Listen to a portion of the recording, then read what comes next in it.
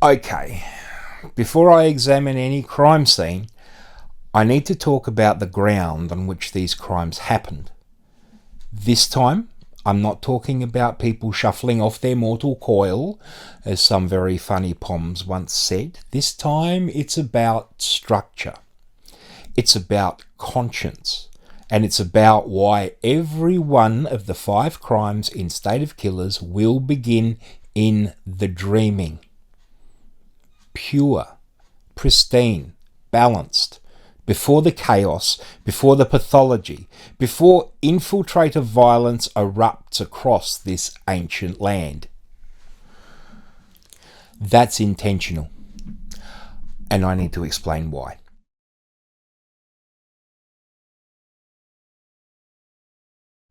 I'm a first-generation Australian Latvian by blood. A northeastern European, Curonian, Livonian Viking by ancestry and faith. I wasn't born into Australia's First Nations culture. I don't carry custodial authority. So when I open each case with a fully researched dreaming section, I have to ask myself, 1, am I able to do this? 2, am I allowed to do this? And 3, am I doing it ethically? Now, let's be clear.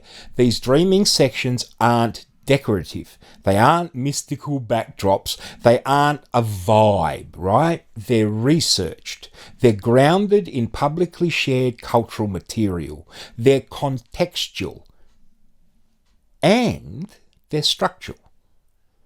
Every crime in this book starts in balance. River, sky, law, song.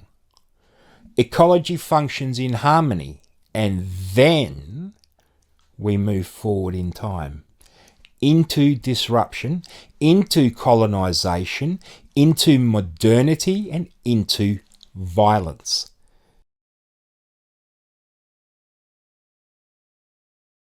It's deliberate because the violence in this book isn't foundational. It's an interruption. Salt Creek isn't empty. Coorong isn't empty. The Coorong, as the white fella calls it, isn't empty. The Riverland isn't empty. Truro farmland wasn't empty. Glenelg wasn't empty. Long before court transcripts, police procedures, and DNA evidence, there was country. So, if I start each case at the moment of the crime, I centre violence. But if I start each case in dreaming, I centre continuity. That's a moral decision.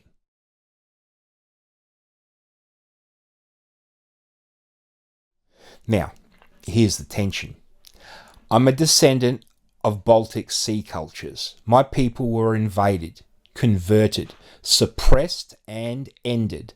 My language was made illegal, and major attempts were made to annihilate my language and my people entirely. My mob carries its own mythic traditions, pagan cosmology, sea stories, and ancestral landscape. But that doesn't make me indigenous to Australia, and it doesn't give me spiritual permission.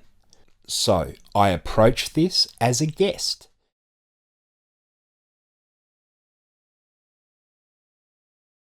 Not as an interpreter, not as a rewriter of sacred law, but as someone acknowledging that this land had narrative integrity long before white pathology walked across it.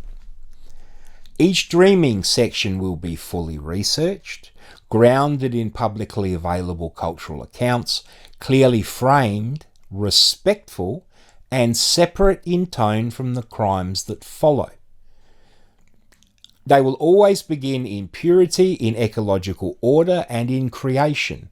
And then the reader will move forward, decade by decade, retreating into human chaos. That contrast is the book's main theme. Without it, the crimes float in abstraction. With it, they land on ancient ground. Now, here's the real ethical question.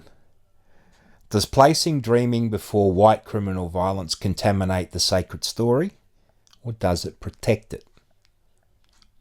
I'd argue it protects it. Because every time I present three things clearly, this brutality doesn't define this land was whole before this, and it will remain so long after this. If at any point I feel I'm using dreaming as an ornament, it's out. If elders object, it's out. That's the rule. Because this PhD doesn't stand unless it stands on ethical ground. Now, this book is mostly about white people ending white people. That's the uncomfortable truth. The dreaming isn't there to soften that. It's there to anchor it. To remind us that violence isn't origin, it's rupture. So, no, I don't feel entitled. Yes, I feel cautious. Absolutely, I feel responsible. But I also feel that beginning each case in the dreaming is the most honest, structural decision I can make. Because chaos makes no sense without remembering what balance looked like first. This isn't aesthetic, it's architectural. And architecture matters.